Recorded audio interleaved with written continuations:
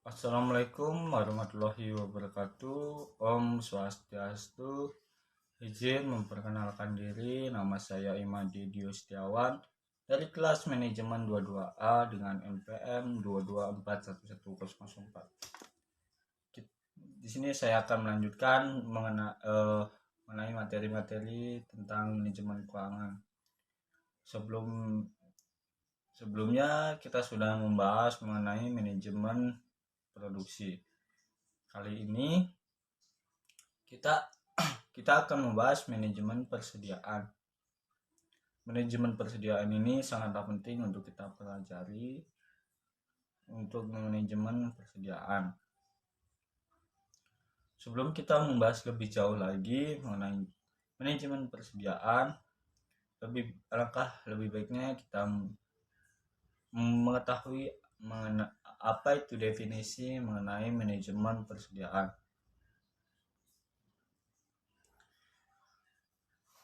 Manajemen persediaan adalah bagian dari manajemen rantai pasokan atau supply chain.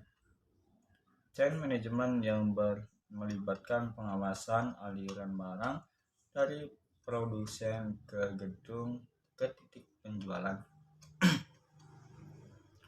Fungsi utama dari manajemen persediaan adalah menyimpan catatan rinci tentang produk baru dan produk yang dikembalikan saat mereka memasuki atau meninggalkan gedung atau tempat penjualan. Sementara proses manajemen persediaan bisa lebih kompleks dalam organisasi yang lebih besar. Proses dasarnya sama.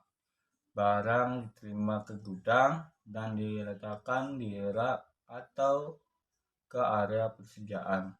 Kemudian dipindahkan ke fasilitas produk di mana barang tersebut dibuat menjadi barang jadi dan kemudian dikirim langsung ke pelanggan. Itu adalah definisi dari manajemen persediaan. Selanjutnya, apa fungsi manajemen persediaan? Ketika manajemen persediaan terorganisir dengan baik, sisa proses manajemen rantai pasokan akan berjalan dengan lancar. Tanpa itu, perusahaan menghadapi risiko masalah seperti salah pengiriman, salah pilih, barang kehabisan stok, dan kelebihan stok.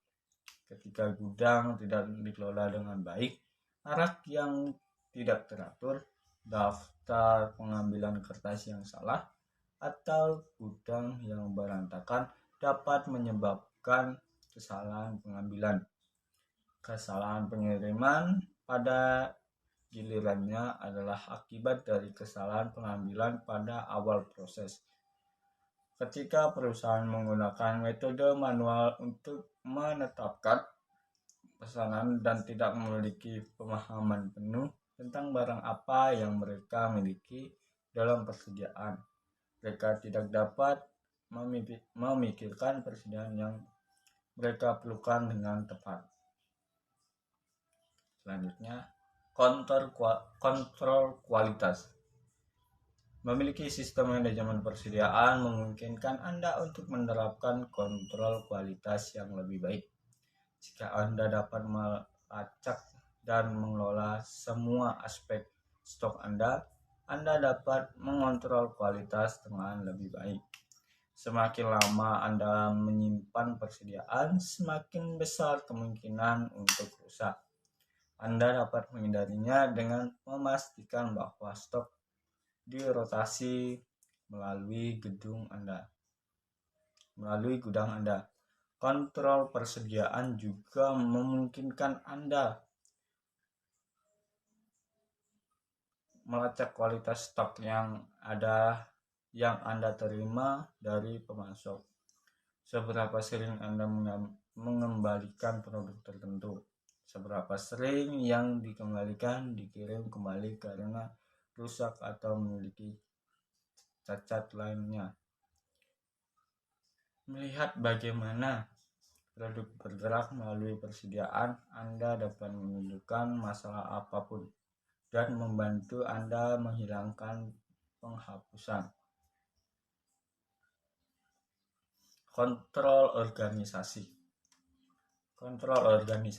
Kontrol persediaan berarti Anda memiliki kontrol organisasi dalam bisnis Anda. Ruang stok yang terorganisasi dengan baik memungkinkan Anda mengelola barang dagang dan memaksimalkan investasi Anda dalam persediaan fisik. Aspek kontrol persediaan ini sangat penting untuk mengetahui di mana stok Anda, berapa, dan kemanfaatan yang dapat Anda gunakan untuk mengaksesnya. Kontrol persediaan dalam hal organisasi stok Anda sangat penting. Untuk ini akan memastikan bahwa Anda memiliki unit yang cukup, memenuhi pesanan, dan memiliki stok pengamanan. Kontrol persediaan yang efektif juga akan membantu Anda menghindari stok yang kurang atau kelebihan stok. Selanjutnya, akurasi akuntansi. Akurasi akuntansi menyimpan catatan stok yang akurat sangat penting untuk mengelola aset Anda. Ini juga akan membantu Anda jika terjadi audit, mengetahui apa yang Anda miliki dalam aset, memungkinkan Anda untuk mengetahui kerusakan Anda secara keseluruhan dan memahami nilai perusahaan Anda. Aturan akuntansi keuangan dan peraturan pajak memungkinkan mengamanatkan perusahaan Anda untuk memiliki akun persediaan fisik.